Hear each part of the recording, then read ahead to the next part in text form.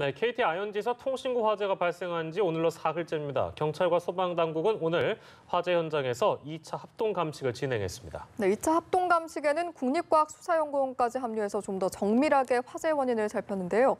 자세한 내용 이호영 변호사와 함께 짚어보도록 하겠습니다. 어서 오십시오. 어서 오세요. 네, 안녕하세요. 네, 2차 정밀 감식을 진행을 했는데 결과는 언제쯤 나온다고 하나요?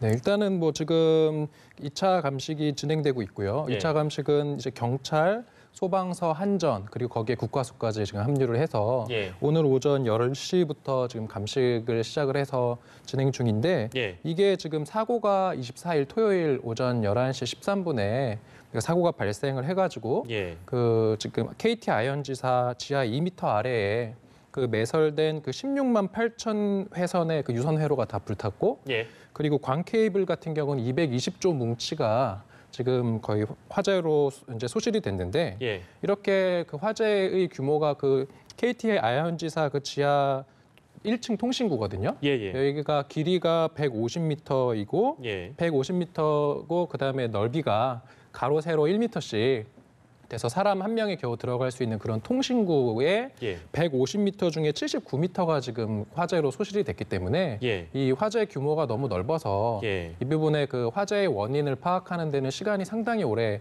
걸릴 것 같고요. 예. 그리고 어제 이제 1차 감식이 이미 진행이 됐는데 네네. 이 뭐 아직까지는 화재의 원인이 이게 누군가 방화를 했다거나 예. 아니면은 실수로 이제 화재를 발생한 걸 실화라고 하는데 예. 이런 실화를 했는지 이런 부분에 대한 아직 원인은 밝혀지지 않아서 예. 아마 조만간 좀 그 원인이 나오지 않을까 네, 그렇게 지금 예상할 수 있는 상황입니다. 네. 예, 그렇게 피해 규모가 워낙 크다 보니까 일단 그 영향권 안에 있는 시민들도 그렇고 자영업자들도 그렇고 피해가 굉장히 컸을 것 같거든요. 어땠나요? 네, 일단은 뭐 사실은 저 같아도 지금 저희 집이 공덕동 쪽이어서 토요일에 전화를 못 받아가지고 예. 오늘 이 방송에도 못 나올 뻔했거든요. 아, 진짜요? 토요일에 이제 작가님한테 전화가 왔었는데 네네네. 그 하루 종일 전화가 안 돼서 연락이 안 되니까요. 네, 그날 밤에 제가 그 지역을 벗어났다가 예. 이제 벗어나니까 그 마포구를 벗어나니까 통화가 되더라고요. 그래서 예. 이제 통화가 됐었는데 실제로 뭐 스마트폰 안 됐고요.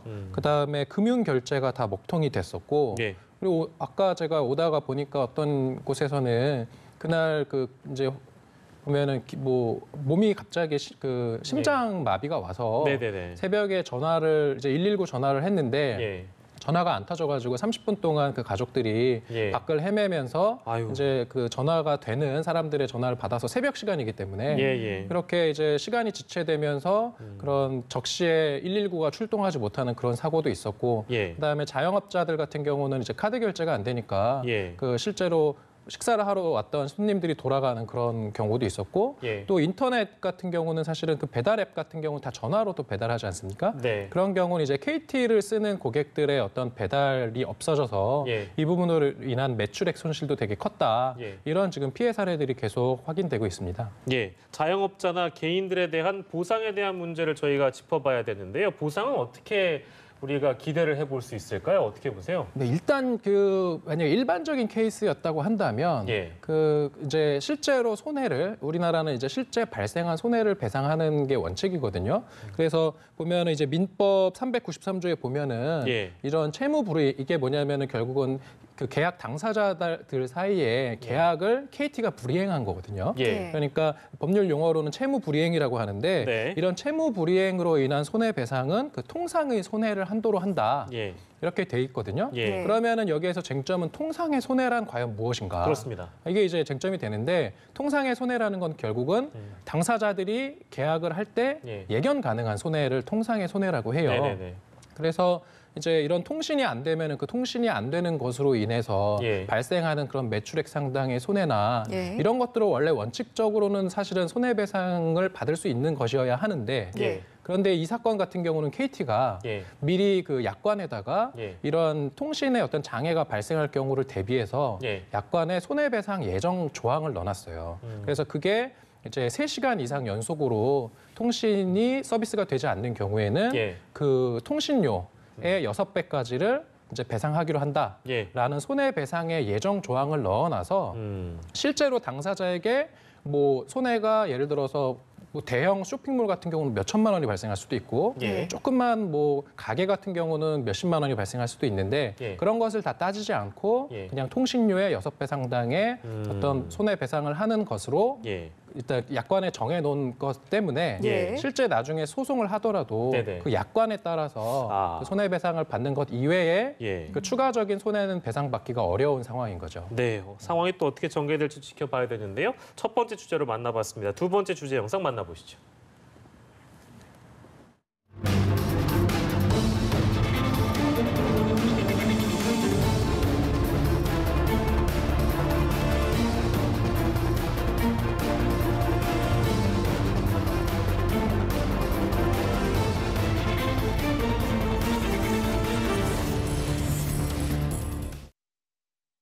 네, 영상으로 간략하게 저희가 사건을 만나봤는데요. 일단 사건의 개요를 좀 정리해 보겠습니다. 네, 이거는 지금 그 초등학교 남자 동창생에게 그 여자 동창생이 그 5일 동안 예. 문자 메시지를 236건을 보내서 예. 뭐 사랑한다, 만나달라 뭐 이런 취지로 계속 문자를 보낸 사건이거든요. 예. 그러니까 이렇게 문자를 계속 보내게 했더니 네. 이제 이 문자를 받은 남자가 예. 나중에 이제 깜짝 놀라서 예. 이 여자를 고소를 했고요.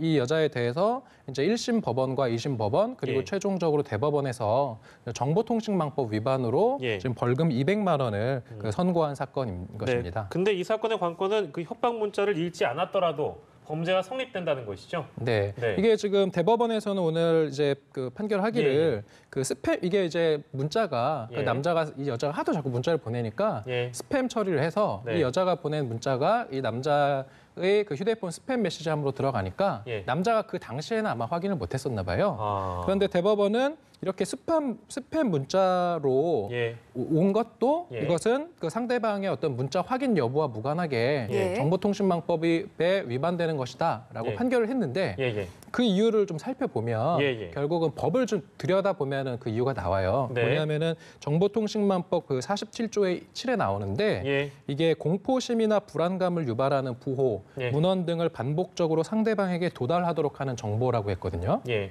결국은 상대방에게 도달하도록 하면 예. 이게 이제 아. 이 법에 위반되는 것이기 때문에 예. 그 이제 스팸 문자 함에 들어갔다 하더라도 네. 결국 문자가 도달한 것은 도달한 것이지 않겠습니까? 네. 그러니까 대법원의 오늘 판결은 사실 법 문헌에 예. 충실히 부합하는 판결이다 이렇게 예. 볼 수 있을 것 같습니다. 통신장애에도 불구하고 그 저희가 질문을 좀 더 드리려고 했는데 시간을 좀 더 줄 수가 없죠, 피디님. 네, 줄 수가 없다고 합니다. 이 어렵게 섭외를 했는데 저희가 네. 조금 시간이 부족합니다. 네. 우리 이호영 변호사와 두 가지 주제 함께 했는데요. 다음에는 좀 더 많은 시간 함께하도록 하겠습니다. 고맙습니다. 고맙습니다.